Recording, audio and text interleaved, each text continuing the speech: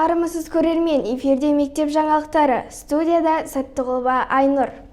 Әлем жайлаған індетке байланысты өткен оқу жылының соңғы 90-нан бері мектеп оқушылары қашықтан білім алу форматына көшті. Аталмыш оқу форматы биылда жалғасын тапты. 2020 жылдың 2 қыркүйегінен бастап ата-аналар өтініші негізінде 1 сыныпқа 225 оқушы қабылданып, кезекші сыныпта жұмысқа кірісті. Әр сыныпта 15 оқушы 2 кезеңде білім алып жатыр. Оқу кабинеттерінде санитарлық талап қатаң сақталған. Сабақ кестесі оқу жоспарына сай жүріп жатыр. Айқанат ауыл баласына үлкен мүмкіндік. Алақандай ауылдың білімді, дарынды оқушылары соңғы үлгіде жасақталған республикалық мектепте оқи алады. Ол үшін 9 сынып оқушылары физика, математика, ағылшын тілі және белгілі бір тақырыпты эссе жазу бойынша 4 пәннің біреуін таңдау арқылы олимпиадаға қатысып, білімдерін сынға салу керек. 3 кезеңнен тұратын Айқанат республикалық олимпиадасына облысымыздан 1708, ауданымыздан 800-ге жуық, мектебімізден 144 оқушы қатысты.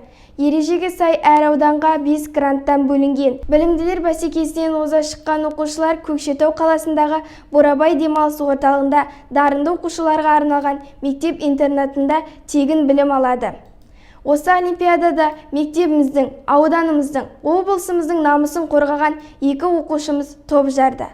Алтын ұямызда 9 сыныпты тәмамдаған Ерні Төлегенов Айқанат олимпиадасының 3 кезеңінен де сүрінбей өтіп, Көкшетау қаласындағы мектеп-интернаттың грант иегері аттанып, оқуын жалғастырып жатыр. Қарапайым ауыл мектебінен шыққан оқушыларымыз мектебіміздің, ауылымыздың абыройын республика көлемінде асқақтатқаны үшін ата-аналарына және мектеп ұстаздарына алғыс айтамыз. Мектебіміздің мұғалімі еліміздің ең үздік педагогі атанды. Мұғалімдер күні мерекесіне орай Білім және ғылым министрлігі республикалық үздік педагог байқауы жеңімпаздарының салтанатты марапаттау рәсімін барлық өңірлерде бір мезгілде бейнеконференция арқылы өткізді. Үздік педагог байқауының республикалық кезеңіне Маңғыстау облысынан мектепке дейінгі жалпы білім беру және кәсіптік техникалық білім беру ұйымдарының 8 педагогы жолдама алды. Шара барысында Білім және ғылым министрі Асхат Аймағамбетов дәстүрге айналған үздік педагог таныған педагогтарды төл мерекесімен құттықтап, жеңімпаздарды марапаттады. Байқаудың қорытындысы бойынша Маңғыстау облысында 5 педагог жеңімпаз атанды. Олардың арасында мектебіміздің география пәні мұғалімі Байназаров Қуат Кеңгесұлы да бар. Жеңімпаздар 2020 жылдың үздік педагогі төс белгісі, куәлік, сондай-ақ 2.778.000 теңге сомасында сыйақы табыс етілді. Үздік педагог конкурсында жеңімпаз атану мен үшін үлкен қуаныш. Еліміздегі 350 мың мұғалімнің арасынан 100-ден жүйрік атану зор абырой.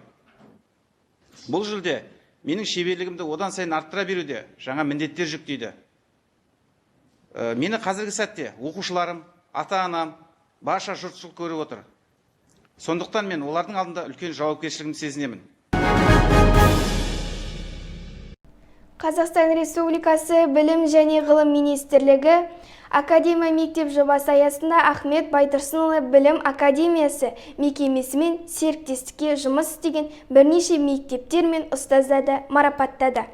Министр Асхат Аймағамбетов пен Ахмет Байтұрсынұлы Білім Академиясы мекемесі басшысы Ұлан Еркінбаевтың алғыс хаттарын Маңғыстау облыстық білім басқармасының басшысы Асқар Сейдалиев арнайы табыстады. Академия мектеп жобасына белсенді қатысып, жоғары кәсіби біліктілік пен ұйымдастырушы қабілет танытып, оқу тәрбие ісін жетілдіруге зор үлес қосқан мектебіміздің директоры Жанар Байназарова мен Қазақстан Республикасы білім беру жүйесін дамытуға қосқан зор жеке үлесі үшін география пәні мұғалімі әдіскер Алтынай Имашеваға алғыс жарияланды.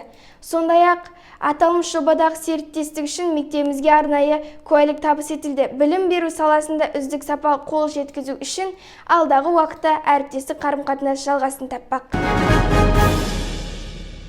Әзірге айтарымыз осы, ақпараттармен таныстырған Айнұр Саттығұлова, мектеп жаңалықтарын қарай жүріңіздер.